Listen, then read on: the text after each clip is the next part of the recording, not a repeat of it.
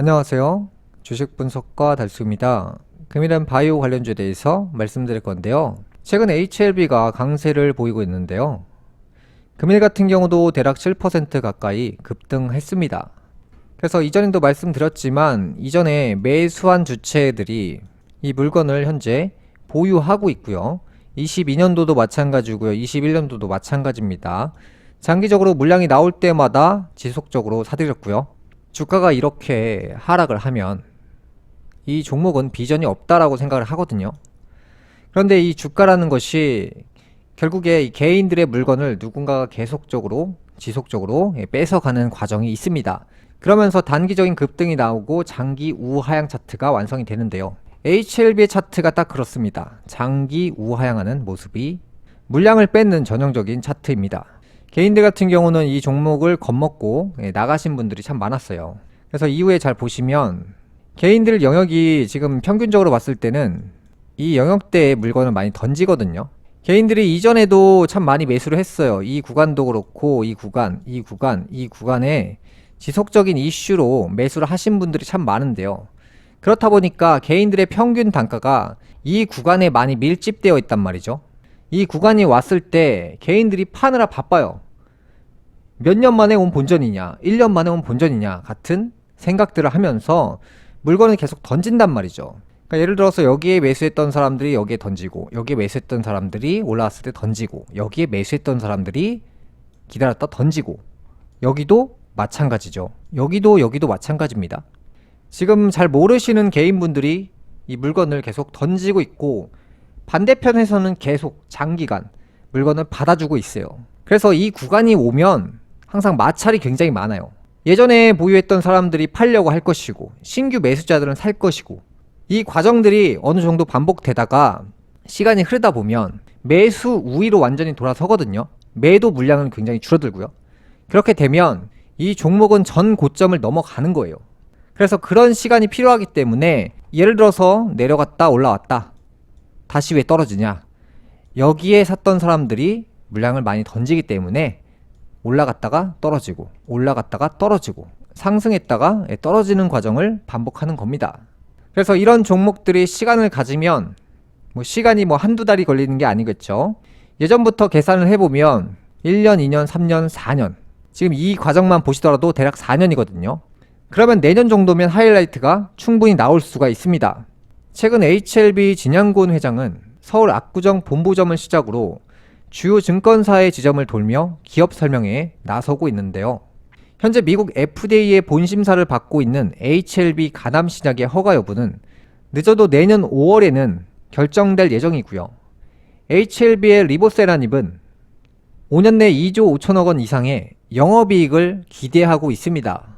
HLB의 현재 기준 기업 가치는 17조 원 수준이고요. 가남 신약 렘비마를 개발한 일본 에자이의 경우 FDA의 허가 기대감으로 주가가 꾸준히 상승하다가 허가 시점에 이르러 시가총액이 18조 원에서 32조 원으로 100% 이상 수직 상승했습니다. 중국 베이진의 경우에도 혈액암 치료제 브루킨사가 FDA 허가를 받으며 시가총액이 5조 7천억 원에서 46조 원으로 400% 이상 급등했습니다.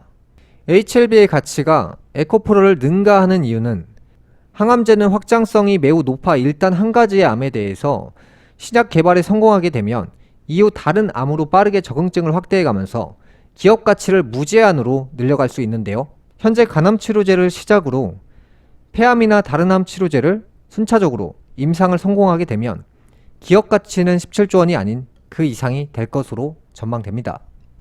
항암제의 경우 자동차나 반도체, 2차 전지 제품이 아니라 대체할 수가 없는 제품이기 때문에 독점권을 가지고 돈을 벌 수밖에 없습니다.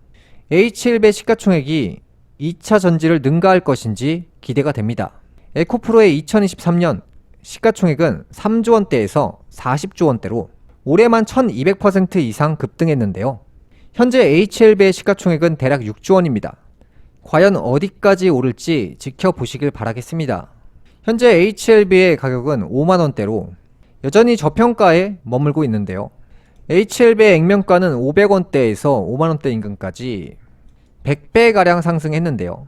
에코프로나 카카오, 네이버 같은 주식들은 이미 액면가에서 2000배, 3000배, 4000배씩 상승했잖아요. 그러면 이런 꿈의 신약을 보유한 기술력이 있는 HLB 같은 경우는 대단한 회사들만큼 주가가 오를 수 있다고 생각을 하는데요.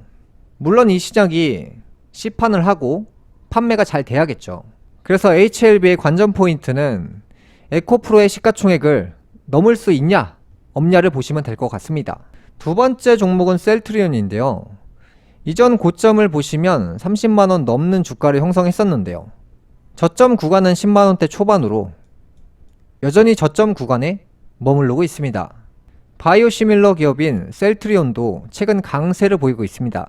셀트리온 주가는 셀트리온 헬스케어와 합병을 앞두고 기대감의 강세입니다. 2018년도에 고점을 보였던 HLB와 셀트리온인데요. 그 밖에 신라젠이란 종목도 2018년도 인근에 강세를 보였죠. 그래서 고점 대비 이렇게나 많이 하락해 있는 상태입니다. 셀트리온 같은 경우는 시가총액이 대략 30조 원 인근인데요. 액면가는 1000원입니다. 과거 고점이 37만원대입니다. 여전히 50% 그러니까 이제 반토막이 난 상황인데요. 제약바이오 관련주들이 강세인 이유가 국회 보건복지위원회는 오는 20일 법안심사 소위를 열어 디지털 헬스케어법과 첨단 재생의료법 개정안을 논의할 예정인데요. 여기서 중요한 게 첨생법입니다. 첨생법 개정안은 각종 임상시험 관련 규제를 완화하는 것을 목표로 합니다. 임상 관련된 회사들이 수혜를 받는다는 얘기죠. 현재 정해진 난치병과 불치병을 대상으로 임상 연구는 할 수 있지만 치료를 목적으로는 할 수 없는데요.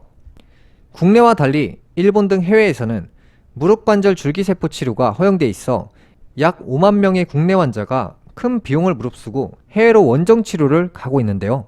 재생의료진흥재단에 따르면 해외에서는 줄기세포 치료가 활성화되면서 이른바 줄기세포 관광이라는 신조어까지 생겨나고 있습니다. 첨단 재생의료법 개정안 영향으로 줄기세포, 세포치료, 유전자 치료, 재생의료 관련주들의 매수세가 포착되고 있습니다. 앞으로 바이오 관련 회사들을 관심 있게 보실 필요가 있다고 보입니다. 금일 방송은 여기까지 하겠고요. 다음 시간에 뵙겠습니다.